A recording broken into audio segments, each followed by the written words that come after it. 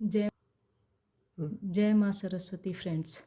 आज हम आपके साथ सामने एक नया टॉपिक लेकर आए हैं। वो भी पिछला हमने कुछ फ्रेजल वर्ब्स का कराया था ना, और आज भी ईपीएफओ पीवाईक्यू रहेंगे, ये भी फ्रेजल वर्ब पर बेस्ड है। देखिए, इसमें मैंने एक जगह क्वेश्चन लिख दिया है, बाकी क्वेश्चन अलग अलग रहेगा कि मेन हेडिंग इधर रखती है। Which one of the following phrasal verbs may be used in the blank space in the sentence, ये एक कॉमन रहेगा। अब इसके बाद क्या रहेगा, वो सब में चेंजेस रहेगा, इसलिए मैंने क्या किया, ये कॉमन सेंटेंस को इधर कर दिया है, बाकी वन बाय वन करके नेक्स्ट कर दिया है। अब देखिए, इसमें क्वेश्चन है कि he is fond of art and seems, और bracket in bracket suited to be an artist. अब इसमें आपको फिल करना है, क्या फिट आउट आएगा, या ब्रिंग आउट, या कट आउट, या फिर सूट आउट। अब देखिए, फिट आउट का मीन्स हमें पता होना चाहिए, तभी तो हम कर पाएंगे, इसलिए हमें फ्रेजल वर्ब्स लर्न करनी होंगी। कुछ इडियम्स एंड फ्रेजेस आपको लर्न ही करने होंगे। फिट आउट मीन्स क्या है, टू इक्विप या फर्निश समथिंग। फर्निश समथिंग का क्या मीन्स हो गया, कोई चीज़ तैयार करना या साज सामान से लैस करना। अब यहाँ क्या कह रहा है कि वो शौकीन है आर्ट का या आर्टिस्ट बनने का, तो उसमें क्या क्या फिट रहेगा। देखिए, ब्रिंग आउट मीन्स क्या, टू पब्लिश, यानी कि कोई चीज़ प्रकाशित करना, मेक समथिंग नोन। फिर सूट आउट, इसका कोई मीनिंग ही नहीं है।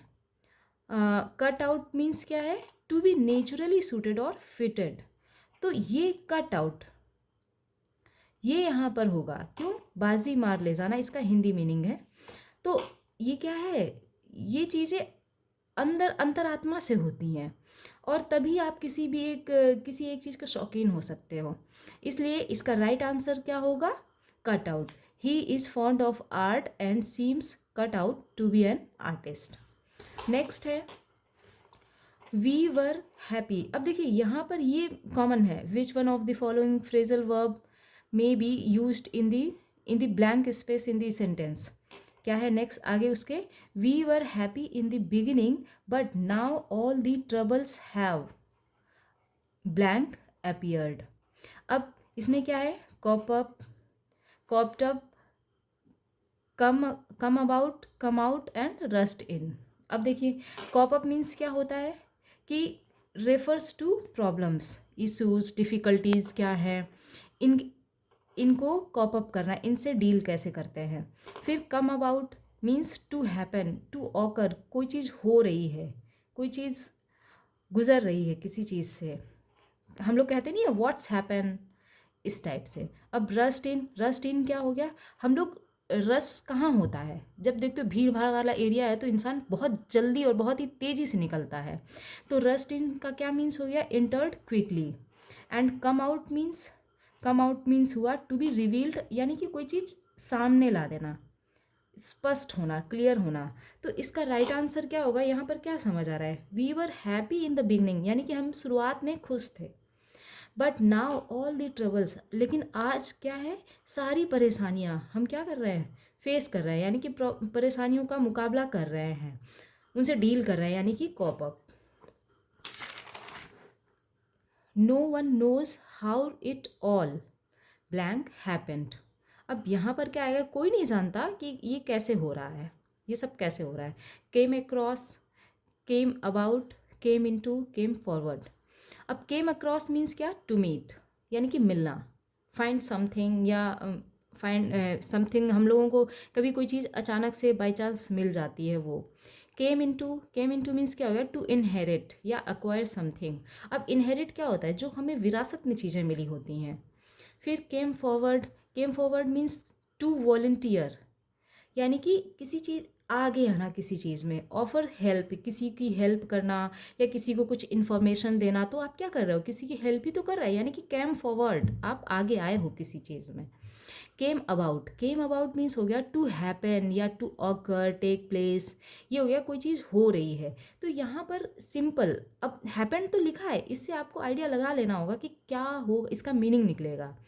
तो वो क्या है, केम अबाउट मीन्स क्या है, हैपन, कोई चीज़ होना। नो वन नोज, कोई नहीं जानता कि ये सब कैसे हो रहा है, ठीक है। फिर I have to blank finish this work before I leave tomorrow morning. इसमें फर्स्ट ऑप्शन है क्लियर अप। अब देखिए फिनिश का मीनिंग हमें आना चाहिए बस। क्लियर अप मीन्स क्या होता है? Clean up. क्लीन अप तो समझ ही आ जाता है कि साफ़ करना या कोई जगह साफ़ सफाई।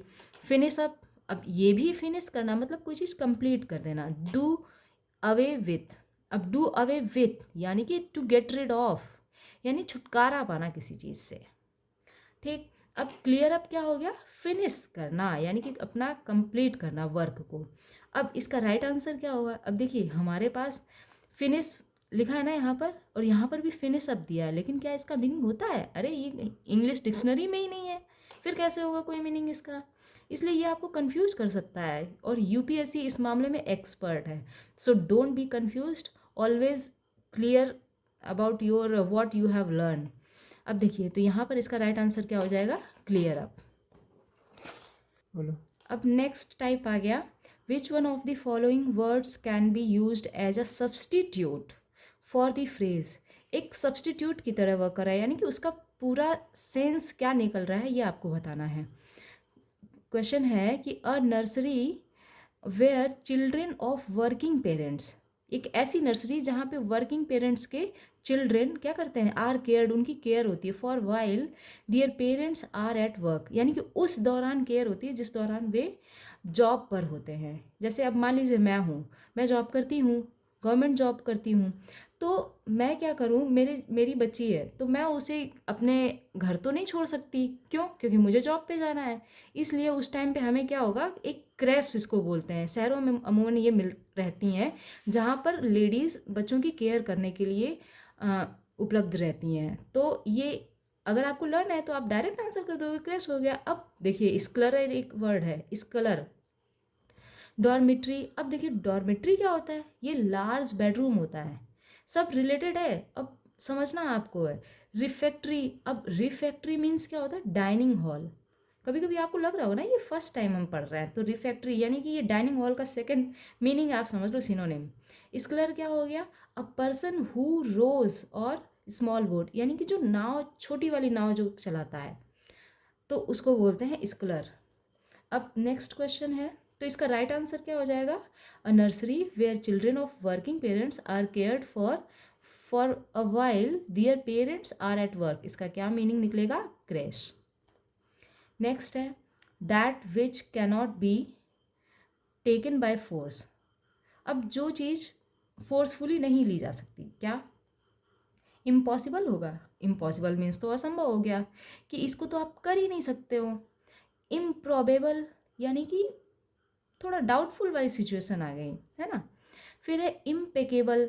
इम्पेकेबल मीन्स क्या? एक इम्पेकेबल स्पीच होती है जिसको बोलते हैं फ्लॉलेस स्पीच। फिर इम्प्रेग्नेबल। इम्प्रेग्नेबल क्या हो गया? Something that can't be captured, यानी कि कुछ ऐसा जिसे कैप्चर नहीं किया जा सकता। तो यहाँ पर क्या होगा? That which can't be taken by force. अब जो कुछ कैप्चर नहीं किया जा सकता तो फोर्सफुली आप नहीं कर सकते हो ना, तो ये हो जाएगा इसका impregnable right answer. Thank you. आप सभी को मेरा चैनल कैसा लग रहा है? आप लोग इसका रिस्पांस दीजिए, और मेरे चैनल को लाइक, सब्सक्राइब और ढेर सारा प्यार दीजिए। जो लोग ईपीएफओ की तैयारी कर रहे हैं उनके साथ शेयर भी कीजिए। Thank you so much.